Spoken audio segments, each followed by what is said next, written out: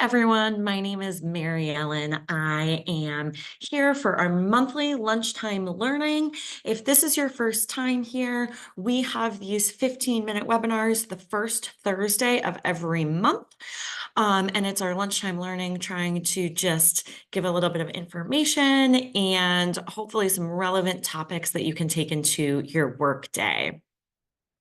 So today, Happy New Year. We are going to talk about re-engaging the workforce after the holidays. Now, if you're in HR, we are going to talk about how you in HR or leadership can re-engage the workforce. But if you're not, we're also going to talk about how you can be present and excited in the new year for your work. So let's get started. My name is Mary Ellen Dance. I am a licensed mental health counselor, and I am also the director of corporate training here at ENI. If you're interested in any corporate training or have any questions, I will put my email on the last slide so you can feel free to reach out to me at any time. So let's get started. January is a tough month. I'm sure we all know. I don't know where all of you are located, but I live in upstate New York. It is gray and it is cold, and January feels like it's 3 years long usually. And so through the research, back in January of 2023, last year, was not good for the workforce. 11.6% of Americans lost their jobs. So it was not a good month. That is a huge percentage. So that obviously didn't make for a great month last January.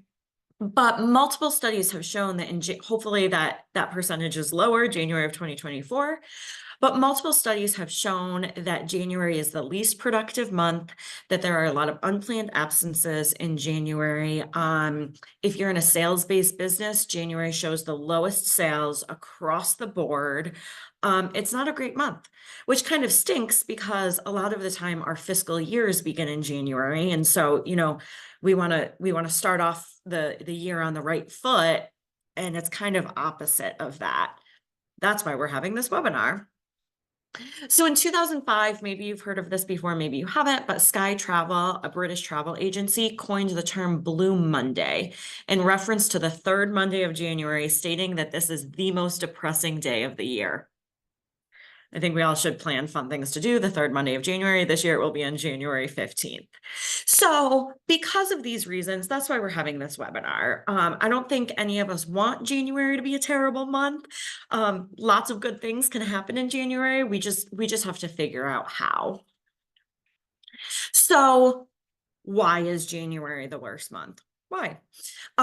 Something called the holiday hangover. The holidays are full of excitement. Maybe you're traveling, maybe you're seeing family. There's a lot of adrenaline, there's busyness, and then everything just kind of stops, right? Everything just stops. It's not really a slow progression. It's December is busy. And then January 2nd, back to work, it stops. And so it's a little bit of a holiday hangover, a little bit of a letdown. If any of you make New Year's resolutions, I highly suggest not to. We'll talk about that in a few minutes, but resolutions usually backfire pretty quickly.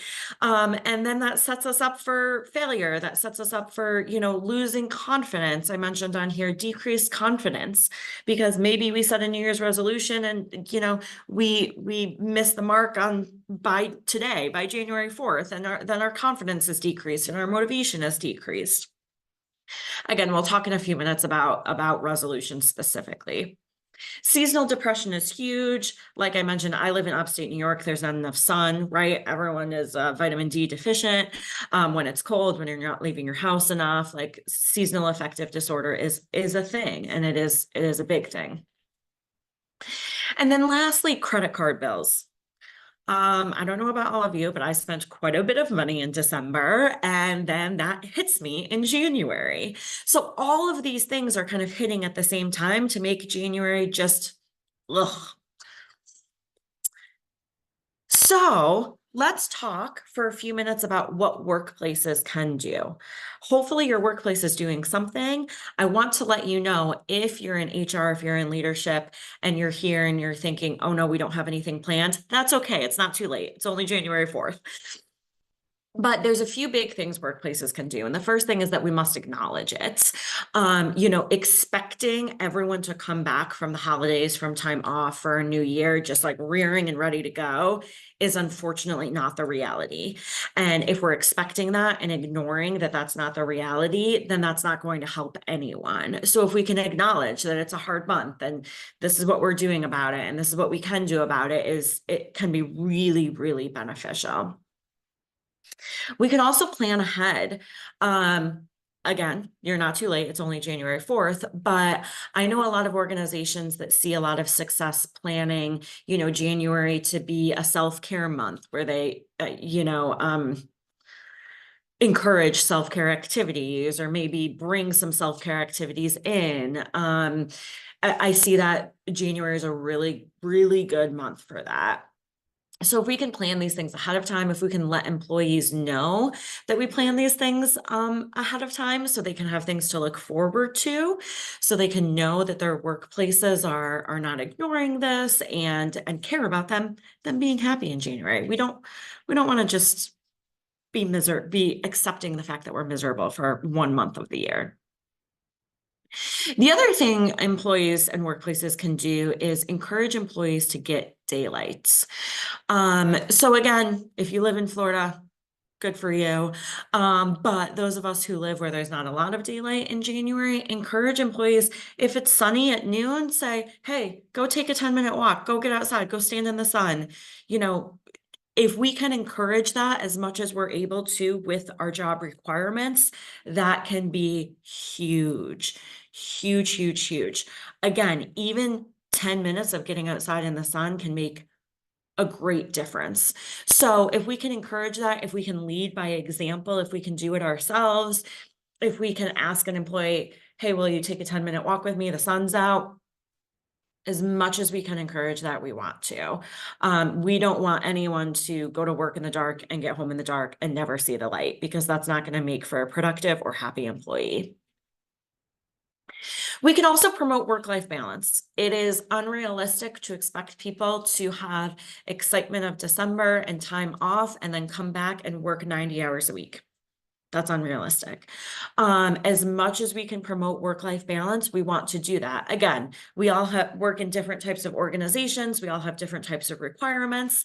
But if we're able to, there's usually, at least where I live, there's usually like 1 or 2 random like sunny 50-degree days. If we're able to tell people to go home an hour early on those days, things like that can make a huge difference, a huge difference.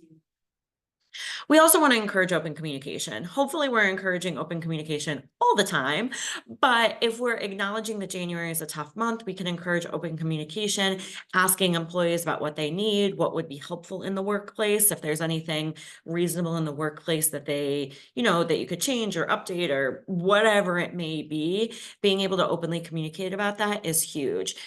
Being able to foster an environment where an employee can come to a leader or HR and say, I'm just feeling down. Like I just go to work in the dark and come home in the dark and it's cold and I'm just feeling down.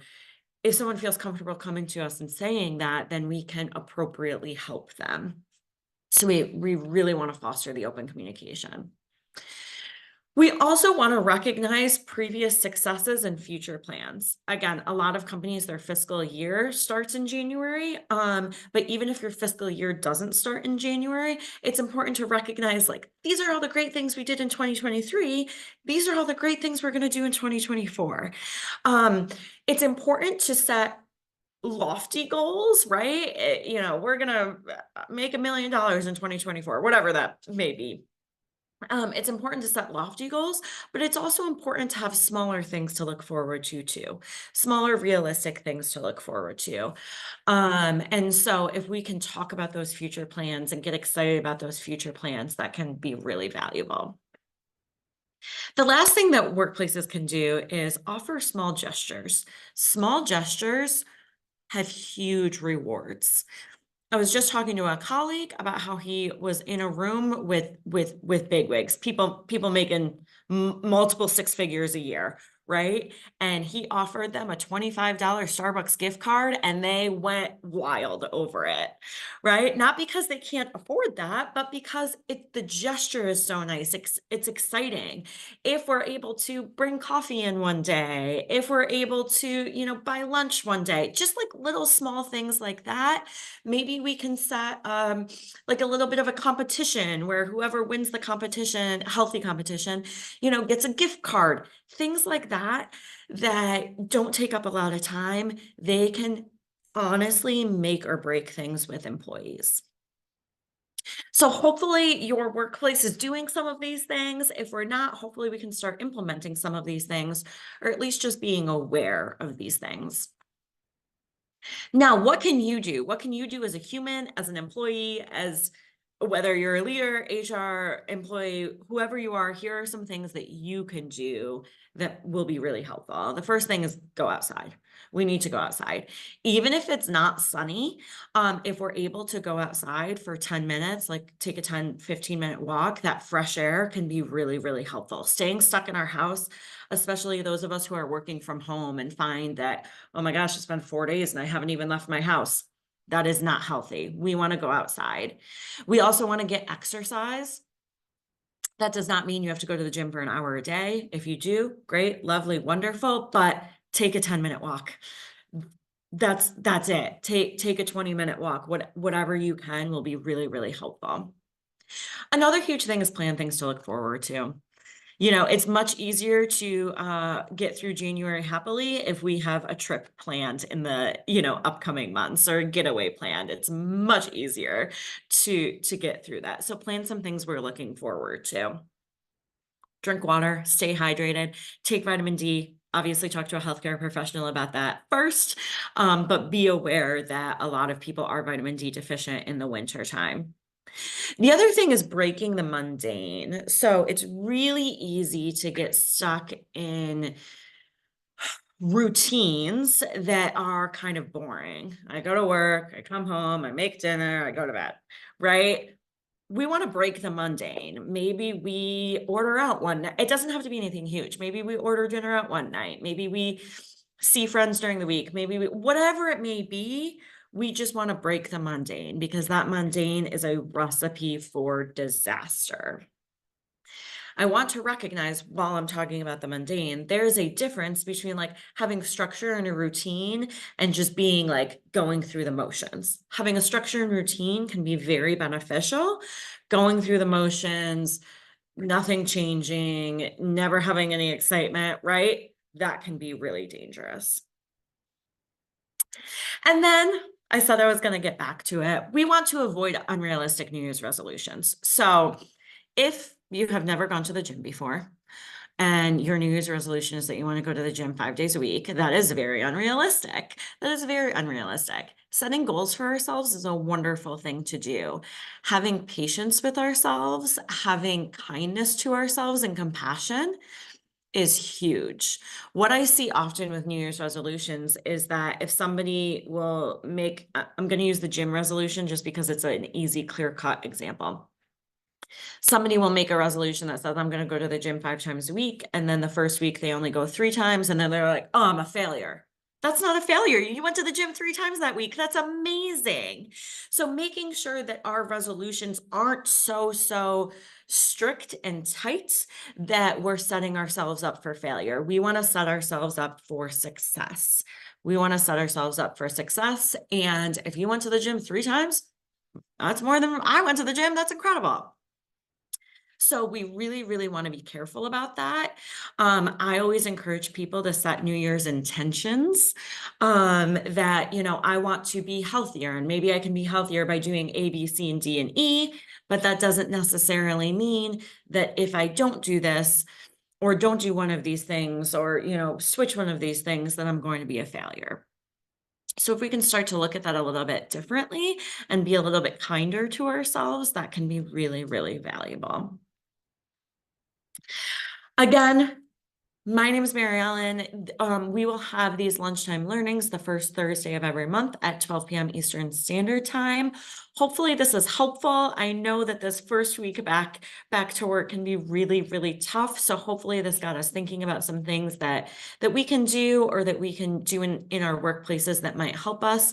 Again, I'm the director of corporate training. So if you have any questions, please send me an email, mdance@eniweb.com, and I'd be happy to answer any of those questions. And thank you so, so much for showing up today. And I hope that everyone can get a little sunshine, break the mundane, and have a great January.